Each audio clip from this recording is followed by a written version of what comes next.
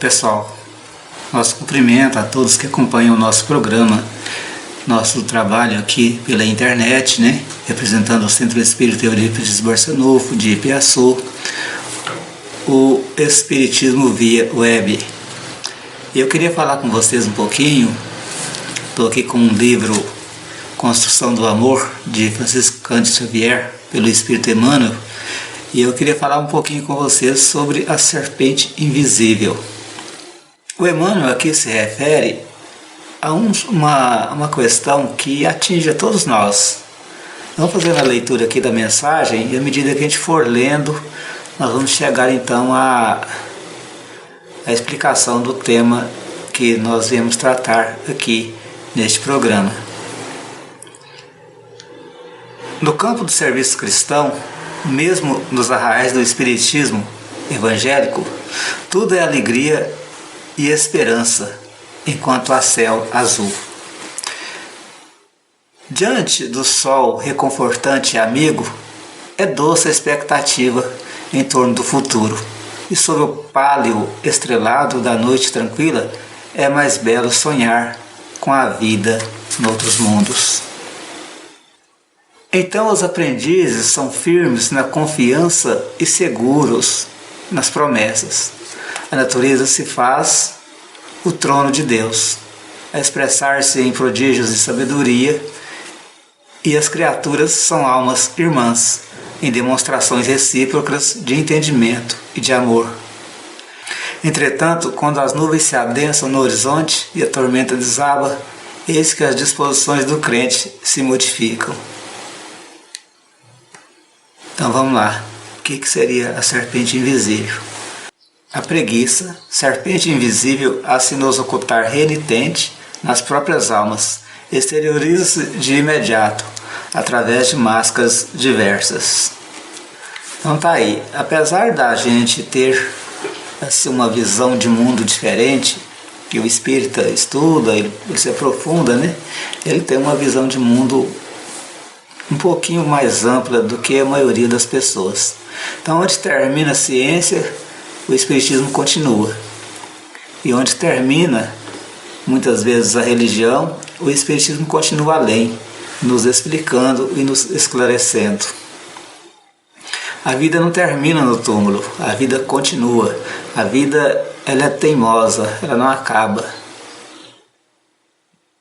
E nós espíritas, diante dessa condição de termos pelo menos um conhecimento, pelo menos razoável, a respeito de espiritualidade, nós ficamos maravilhados com isso, e de começo a gente se coloca na posição daquele que quer servir, daquele que quer espalhar essa notícia.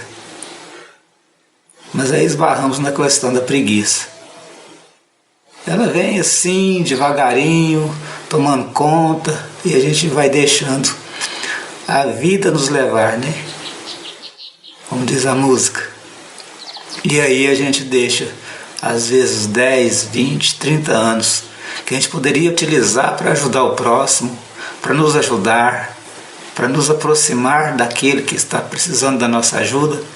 Nós nos afastamos e, por comodidade, nós deixamos, inclusive, muitas vezes, de estudar a doutrina e de nos aprofundar, mesmo porque a gente vai estar com um problema sério, que é o problema da consciência. Porque quanto mais a gente sabe, mais culpa a gente leva por não ter cumprido aquilo que a gente sabia que deveria de fazer. É mais que uma obrigação moral eu cuidar do outro que ignora a questão da vida espiritual, a questão da eternidade, do que uma obrigação, vamos dizer assim, simplesmente normal. É algo acima da questão moral, é algo necessário para que a gente possa fazer um pouco mais. E a gente viu o exemplo do Cristo que deu a vida para explicar às pessoas o que é que se deveria viver, como é que deveríamos fazer aqui neste mundo.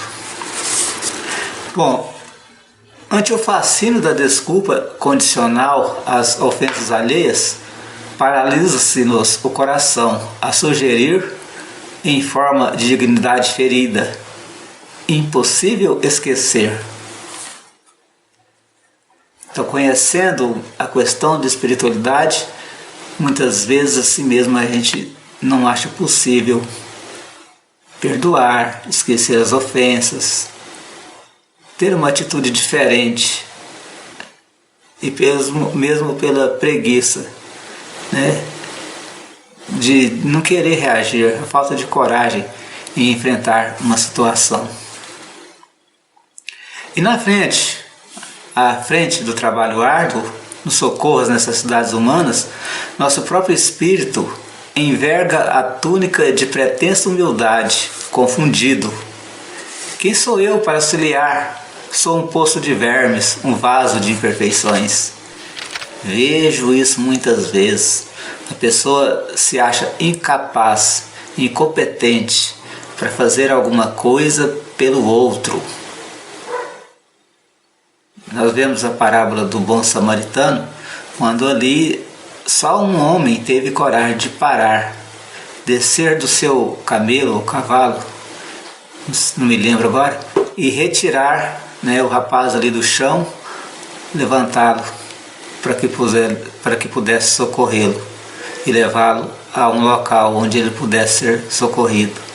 Porque isso demanda uma certa vontade interior.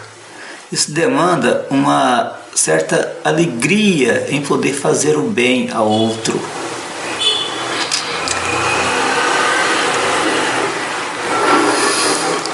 E esses dias, vendo uma palestra, a pessoa estava dizendo que quando a gente tem alegria em servir o outro, o nosso cérebro ativa como se fosse algo divino e se ilumina essa parte do cérebro.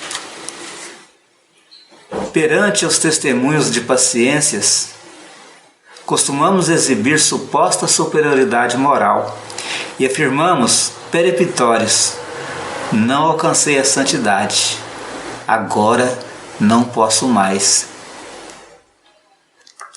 Então, muitas vezes a gente é levado a testemunhar paciência e nós mesmos justificamos quando não temos.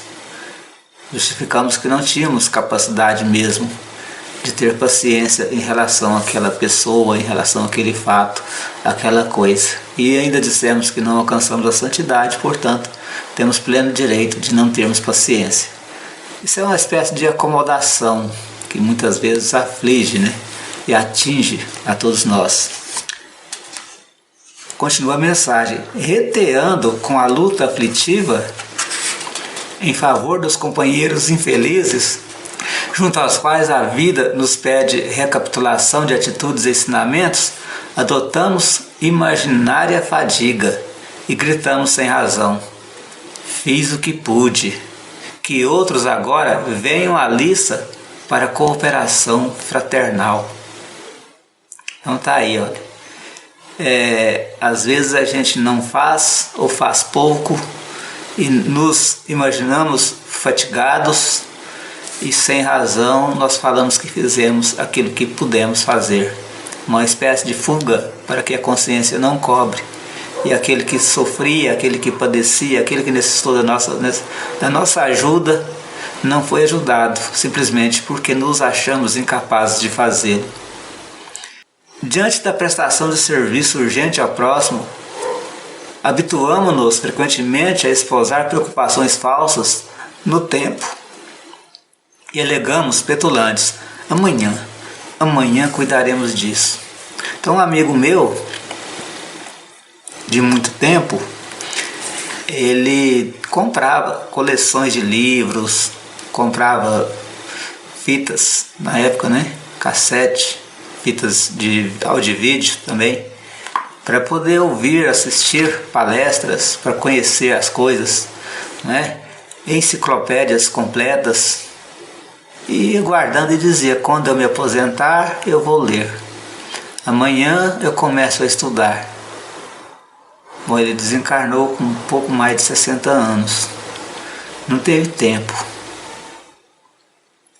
Então muitas vezes a gente não sabe o tempo que a gente vai ter, quantos anos vamos viver, quanto tempo a gente vai passar aqui neste mundo e iremos deste mundo para o plano espiritual, né, para o plano de outra vida. E aí a gente se perde nessa questão de amanhã, amanhã e amanhã, e deixamos para depois e desencarnamos sem ter feito nenhum estudo. Ignorantes com o conhecimento na prateleira.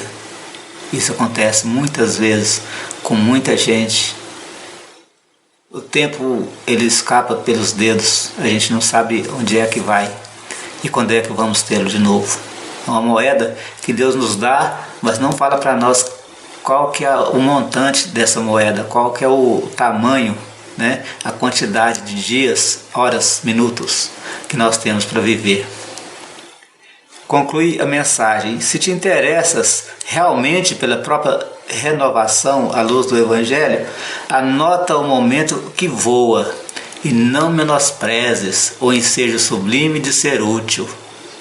Recorda que a ociosidade mental é a antiga serpente sedutora, asfixiando-nos a vida, e somente em lhe olvidando o veneno suave e mortífero, trabalhando e servindo sempre, é que conseguimos assimilar o ideal da perfeição com Jesus, nosso Mestre e Senhor. Então essa serpente que nós chamamos preguiça nos leva, ou ociosidade mental, né? Ela nos leva a asfixiar a vida, a enforcar a nossa vontade de viver. É um veneno suave, um veneno mortífero. Se a gente quer realmente viver, queremos realmente ter uma vitória acima das nossas desgraças, das nossas imperfeições, nós devemos esquecer e nos anestesiar, fazendo o máximo de nós, por nós, estudando, aprendendo, crescendo, o máximo de nós pelo outro, auxiliando, amparando. Porque dessa forma vamos nos esquecer e vamos crescer com isso. Evoluir é estar sempre buscando o melhor para nós e o melhor para o outro, o melhor para o mundo. Então é isso, que Deus nos abençoe, que Deus nos ilumine e fortaleça. Nosso muito obrigado.